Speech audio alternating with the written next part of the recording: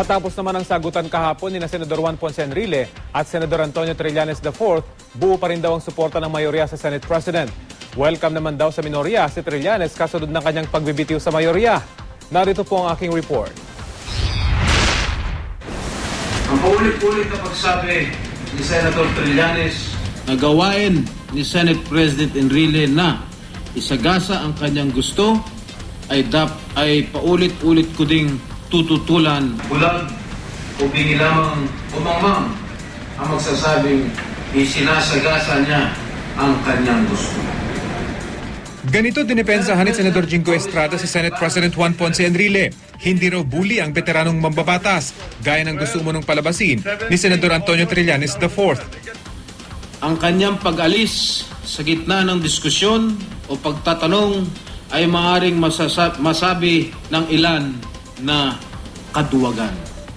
Juan Ponce Enrile is not a lackey of Gloria Macapagal Arroyo or of anyone for that matter. That I'm really certain of. Sinigundahan si Estrada ni Senate Majority Leader Tito Soto. For the record, I would like to confirm what Senator Jingoy Estrada has stated concerning the Senate President. And I wish to associate myself to what he has manifested. Nakahanap naman ang kakampi si Trillanes kay Senate Minority Leader Alan Peter Cayetano. Anya, hindi raw dapat binasa ni Enrile ang notes ni Philippine Ambassador to China Sonia Brady na isa umunong confidential na dokumento. Siguro pinabayaan muna na malabas ang damdamin ng bawat isa. But sooner or later, dapat mapag-usapan ng Kamara, ng Senado, how to protect, of course, yung mga things that are covered by executive sessions, those things that are part of national security. Ayon pa kay Cayetano, welcome daw sa minorya si Trillanes, kasunod ng kanyang pagbibitiw sa Senate Majority. Hindi na sinagot ni Senator Trillanes ang mga sinabi ni Estrada at Soto sa kanyang pagbalik sa sesyon matapos mag-walkout.